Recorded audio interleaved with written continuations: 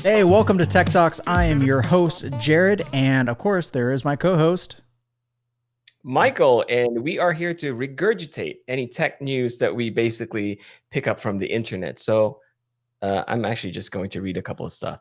Yeah. How you doing? Well, guys, I'm doing good, man. Welcome to episode 1, the official first episode. So sorry for that. If we butchered that intro, we haven't really talked about an intro, have we? No, we're just waiting it. Oh man. Well, guys, welcome to Tek Talks, where we kind of just recap what tech news that happened throughout the week, things that we enjoy, and if we enjoy them, there's probably a few of you out there that enjoy them too. So let's get into it, Michael. What is the first topic, first tech news from the week that we're gonna talk about? All right, Jared. Well, for this week, actually for this first episode, I want to talk about HBO Max's move to streaming movies the same day that they are released in the theaters. So they started this with Warner Media because of the movie Wonder Woman 1984. And Warner Media said that for every one of its 2021 movies, it will actually debut on HBO Max in the United States the same time it plays in the theaters. They actually celebrated Wonder Woman 84 for breaking records and exceeding their expectations. And according to The Verge, Sony Pictures saw a bit of a boom in interest from Hollywood creatives who want to work with the studio committed to theatrical releases. Of course, if you really think about it, this bold move of streaming same day as theaters isn't really a new thing because movie pirates have been doing this since the early 2000s. Well, what did you think, though, Jared? What did you think of this whole... I mean, it's nothing new. I mean, my biggest thing is, and I'm sure a lot of you watching this are going to agree, is I don't need to pay for another streaming service. I mean, I already have Apple TV Plus, which granted is free right now until the free subscription runs out. But then there's Netflix, and then there's Hulu, and then there's Prime. And did I say Disney Plus already? So like what? I think that's 6. I don't need a 7th. So I miss going to the movies. I know we can't right now, but I don't know. I think it's kind of a lame move. Honestly, I'm not a big fan of it. Yeah, I just don't know what to say. I'm not a big fan of it. I don't want to pay for another streaming service, and I'd rather it just get released to everyone to be able to rent versus having to sign up again for another streaming service. I don't know. What are your thoughts? I feel the same way, where it's like, remember when cutting the wire was the thing, right? Like cutting cables, right? It's like, let's cut cables so that we can just stream through one platform and just save a lot of money. And then, like you said, we have 9 different streaming services, and it doesn't feel painful right now for a lot of people because most of us are in some way using a trial version of, the service, right? Like, for example, like you mentioned Apple. So in a year, probably we're going to be like, I don't know if I need this. There's no good shows on Apple, right? Like, let's just say it. I mean, there's a couple, but once you watch them, what are you going to watch? They don't upload and update shows on a regular basis at all. Like, what are they doing with it? That's a whole nother topic. Yeah, that's a completely different topic. I will say though that since we do have access to HBO ever since, so it almost it was a no-brainer for me. Like, I mean, I have HBO already. So it was more of icing on the cake when I saw Wonder Woman. And to that point, as a parent, there are some benefits to it, right? Like, we don't have to look for a babysitter to watch a movie. So that's kind of cool. However, I think the move from the very beginning, the move of Warner Media was basically just to salvage what they can from 2020, right? Like, we can't make people go to movie theaters, so we'll just bring the movies to them. But I think the scary part is when people start moving, or when companies start moving this direction. Yeah, I mean, it's still different. Not everyone has the nice surround sound setup at home. So I'd still rather go to the movie theaters, but we'll see. I mean, I guess it's smart for them. I don't know. Let's wait and see, I guess, is what I'm trying to say. Yeah, here's my thing. Like, why exclusively HBO Max? Like, why does it have to be?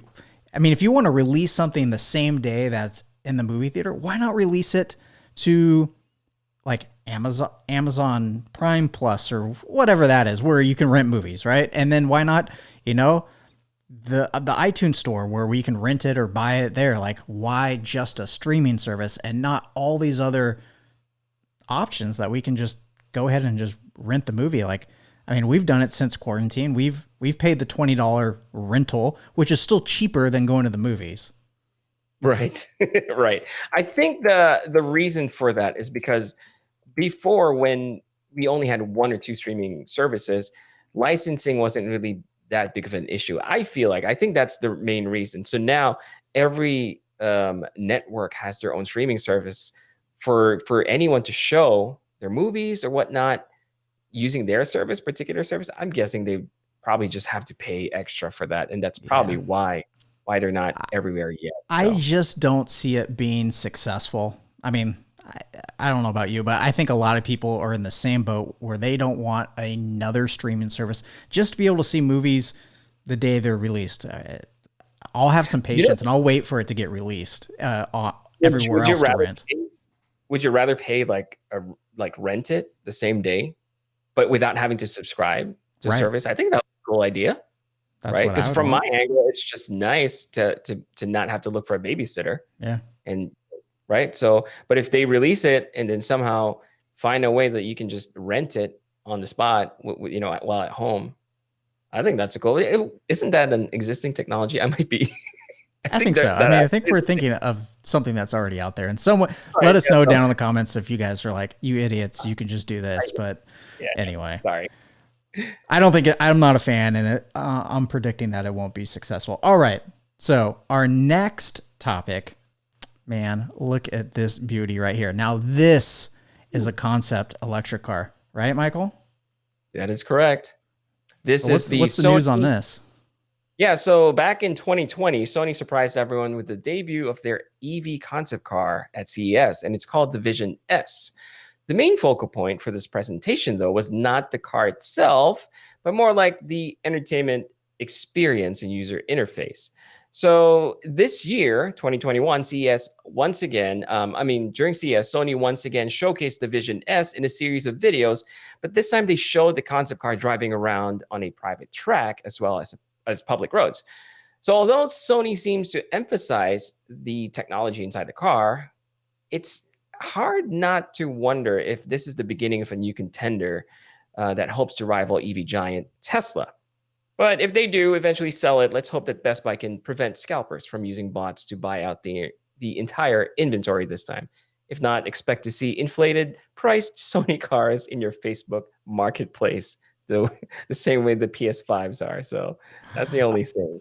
I think it's a beautiful car, but I think we were talking about this. Hold on, let me see if I can find it.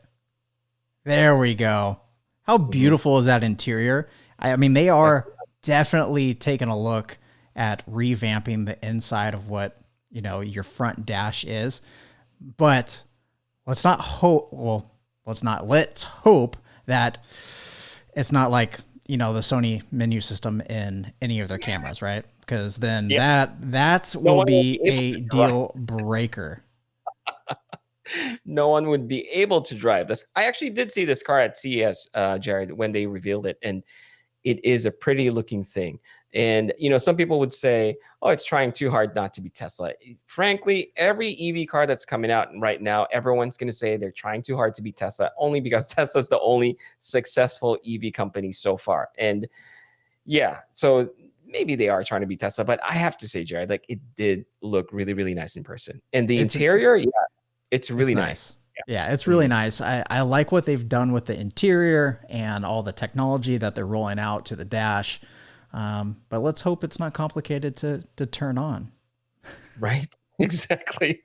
Well, like we talked about this when in our pilot episode, which I have no idea if we're going to upload that or not. So if it's on the YouTube channel, you should go watch it. And if it's not on the YouTube channel, well, I don't know. I don't know what to tell you.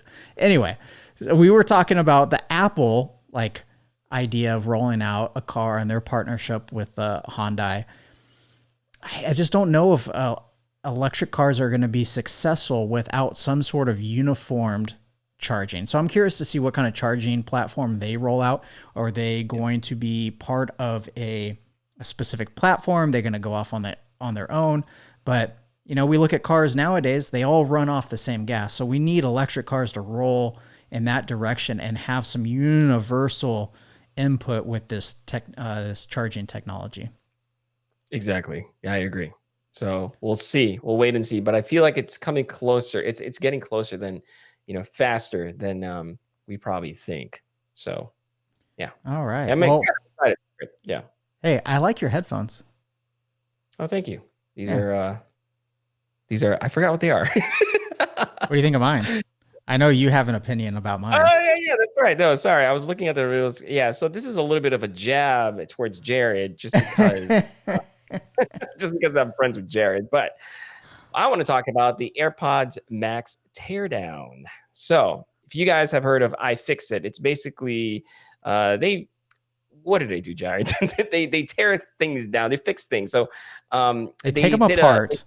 They do everything we want to do with expensive stuff. Yeah, because they can, and they can afford to, and we can't.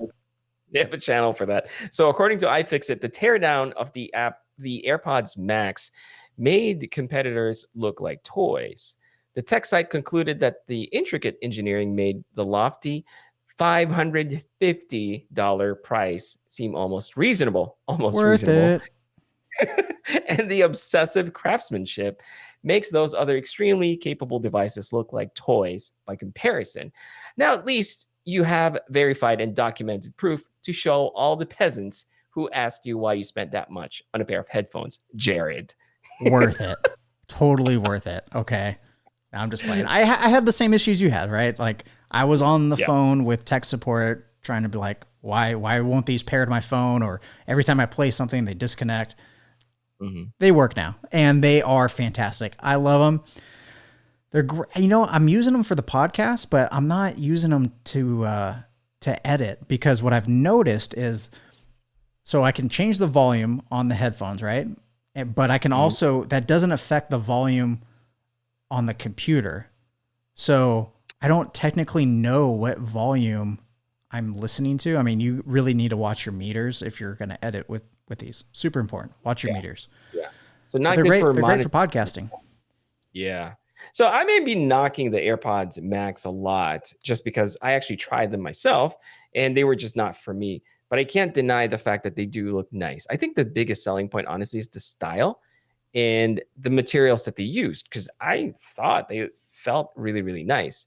It's just that for me, maybe, I'm not going to call myself an audiophile, but I have a couple of headphones and I know the particular sound that I like. And that's my biggest issue. It's like, for this price, I don't think I'm getting the sound that I want. But overall, though, I can't make fun of people for buying it, because I buy everything. Better not make fun of me. Only Jared, because Jared's my friend, so I can make fun of him as much as I want. But yeah, I mean, I'm glad it works, though. I'm glad it's finally working. Actually, I might have to borrow someone's AirPods Max in the future, because I want to test something out. But we'll see. I don't know. Not if you're gonna rip them apart and just give them a horrible review like you did in your video. Oh my gosh. I'm gonna do my own version of ifixit. I'm just not gonna put it back together. So. Oh, well, you're not borrowing mine. All right, guys. So to wrap things up, we have a whole segment where I don't even tell Michael what I'm doing. I just pick something that I feel is a total fail, the tech fail of the week. And here it is, Michael. Tech fail of the week. Did you see this news? I did not, Jared. What is this? Oh man, this is ridiculous. So, according to FCC filings, Apple actually has built into the iPhone 12s reverse charging, but it is not turned on. You cannot use it, and it's supposedly for a future release of another pair of AirPods that will be able to use wireless charging on the back of your phone. So why is this a fail? Well, it's about stinking time.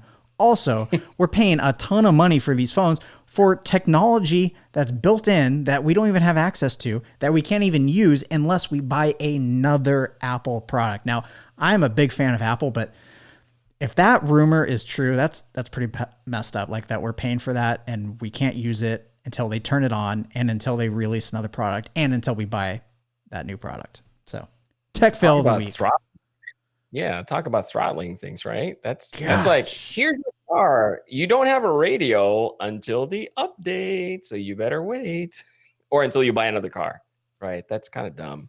And I'm a big Apple fan, and that really pissed me off. Yeah, isn't it unfortunate? I feel like a lot of the Apple fans, let's call them fans, right? We're people too, but we're fans, are disappointed lately. We're just very much, are we being too critical, you think, of their products? I don't know. I think someone that's not into tech might be like, oh, what? My phone can do that now just through a software update? Oh, thanks, Apple. I appreciate that. Or the rest of us, like, I just paid a ton of money for technology that's built in my phone that you won't give me access to, you jerk. Yeah. Sure. So, I'm heated. I think I'll leave it there. I'm not even going to add anything else. So, yeah, I agree. That's a fail, Jared. All right, guys. Well, until next week, I appreciate you guys watching. If you enjoyed this video and me and Michael just talking about whatever basically we want to talk about, give it a thumbs up. Leave us a comment on topics you want us to talk about in future episodes. And Michael, do you appreciate them watching? I do. I do, definitely. Thank you. And leave us like what Jared said, chime in, tell us what you think, even if you don't like us. Please just be kind though. We're not looking for a fight. But yeah, thank you for watching. I appreciate it. Till next week. See you guys. Bye.